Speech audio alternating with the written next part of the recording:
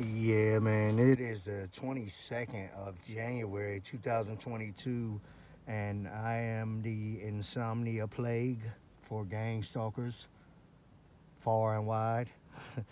um, I want to talk about something that's probably crossed your mind if you are targeted, if you're targeted for real targeted. Like, I know it's one thing to have people acting weird in the streets around you, like maybe some people following you. It could even get dangerous. Had cars come at me the wrong way down a one way with no headlights on at nighttime. I've had people try to run me off the road and cut me off. I've crashed in a vehicle before with them chasing me around. You know, did they want to kill me that day? I don't know. I ended up barricaded in a gas station freezer with the police on the way. My truck smashed into a telephone pole and 10 cars full of gang stalkers following me every step of the way. Um, it gets wild out there. But still, at that point, I didn't realize the ways in which I was targeted. I was just starting to look into what is gang stalking and figure out some things because I had heard about gang stalking and neural monitoring, remote neural monitoring online. But it's important to document things, and I've noticed that. Um, you see, it's a thing where you've got to make a decision on how you want to do this, but it's important that you do something. Um, it can affect your future, and it can affect your future in a negative and a positive way. But it does definitely have some positive effects, and maybe I'll look at both of those while I talk here. But for example, I didn't know back then when all of that stuff was happening how bad it could get when they use broadcast to physically attack your body, and how bad it could get when they use artificial telepathy talking to you all the time unconsensually when you don't want them to talk to you, and there's three or four of them and they know everything you think and they like to say a lot about that, and you had to deal with that 24/7. When you go to sleep, you're dealing with it. They're manipulating your dreams with broadcast stuff. You're connected to other people's minds. They're connected to yours. You wake up, they're talking to you some more still, always. It's unbelievable. Um, really. And that's what they say. Unbelievable. Um, it's bad. It's real bad. And it gets to the point where you feel like you're going to die from broadcast microwave torture if you don't do something to save your own life. That's how it gets. And over time, for me, with the people, the group that I've had to deal with, they're very, very violent with physical torture, attacking me with broadcast, for example, over about the last 2 hours. Um, all up in my left ear, like inner ear, and throughout my head around it. And it seems like in the veins and the whole area, you know, a broadcast. This guy they call Marcus. And he's been on my channel for 8 years. And about 6 of those years, he's had the main stage as like one of the main guys. Prior to that, he was just a guy that got to come on while other people were the main talkers, and he got to come on as a side person because he wasn't. Well, he's probably on full time then because he was physically attacking me then, and I only know that looking back. As the things he does now and talks trash over artificial telepathy, I know uh, it links up now. All of a sudden, a lot of the other things that were happening to me prior to artificial telepathy with him talking to me out loud make sense now. Some things looking back, some of the things that would appear to be like an injury or like a, um, some kind of ailment. Have you taken Tylenol? Stuff like this, like him attacking my head over the last few hours. It feels like you're gonna have a stroke or an aneurysm, like the side of your head's gonna bust and your veins are gonna pop. That's what it feels like, and then it'll shift around a little bit with that broadcast. And they're on mind control, living as and controlling that broadcast. Doing it physically hurts you. And it's scary. You think you're going to die from it. But you don't know what's going on if they're not talking to you out loud with artificial telepathy, and you don't see the broadcast. You don't know to look. You don't know to even think that whoever thought anything like this was possible. So you have to make some decisions on how you want to deal with it. One thing that I don't know if it's going to help you or if it's going to hurt you, but at least it's going to make it documented that these things are happening, and especially if you have a clue who it might be, really who it might be, not voice settings used with, modulation settings used on artificial telepathy, really who it is or who's behind it, who can say really who it is because they put them on there, whoever controls your neuromonitoring. So you want to be able to document things because this is not something that's going to stay hidden in the shadows for forever. Probably not very much longer.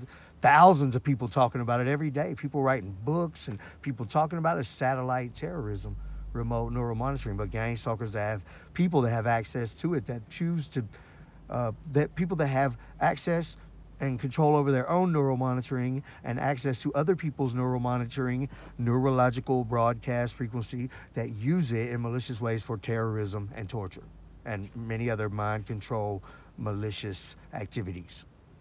But like I got this note in my pocket. It's got the date, left side head broadcast torture attack, and I got some names, a couple names and an address even wrote on here. Remote neuromonitoring, gang stalkers attempting to murder me. Right? And I had this note in my pocket. And it's the type of thing you feel like you have to do that sometimes. And I'm not no rookie. I didn't just start doing this. I didn't just start being targeted. They've been doing this to me for 8 years, talking out loud with the telepathy for 6, completely whole 6, 24/7, and sporadically in the first 2 years. So I'm not new to this. Veteran, expert TI, if you want to call it, if there's a such thing. And I feel that sometimes the attacks are that serious that my life is in danger.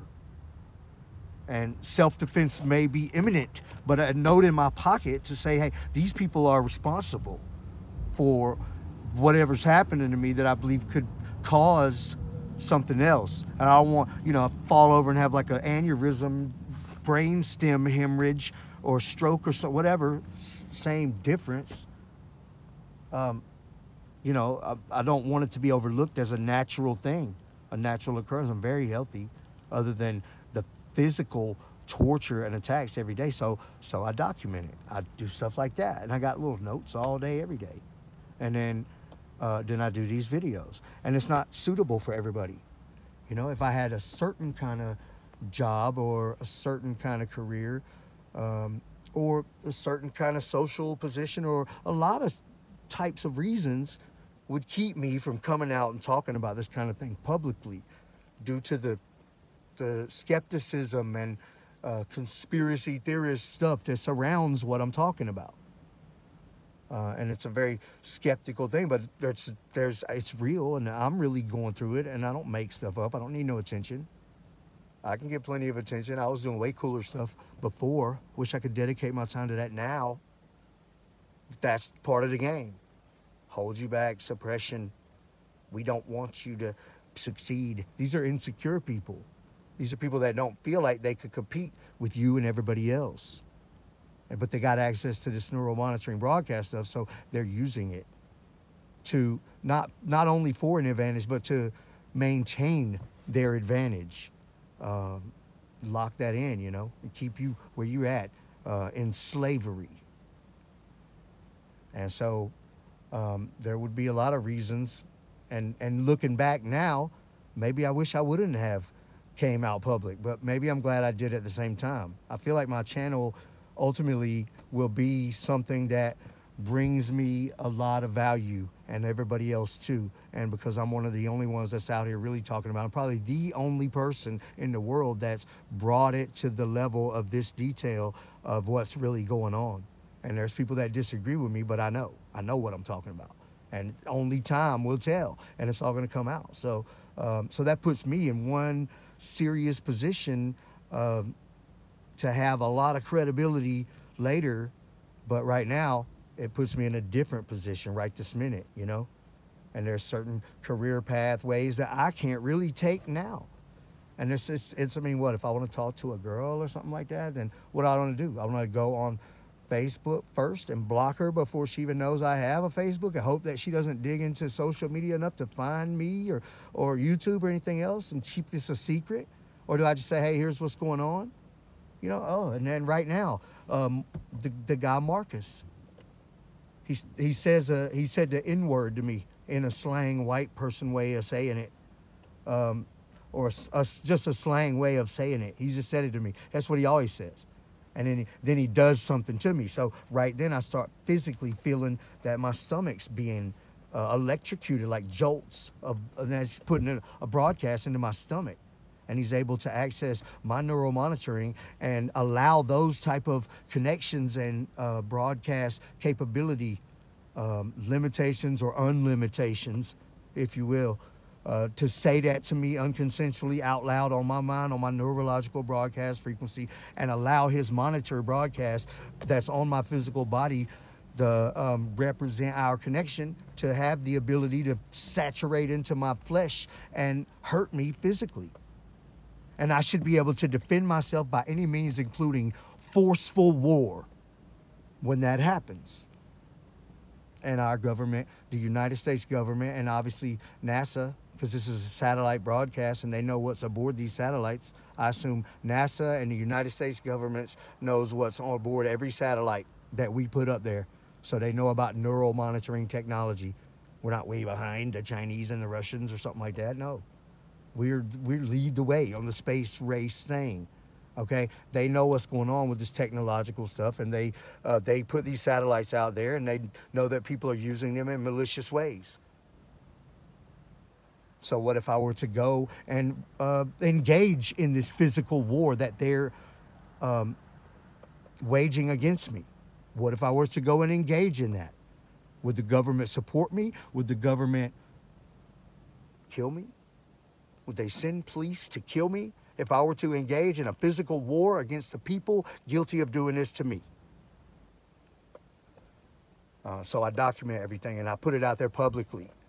And that's one thing that helps me, I feel like, because I've been talking about all this stuff going on for so long. And my story is easily unravelable,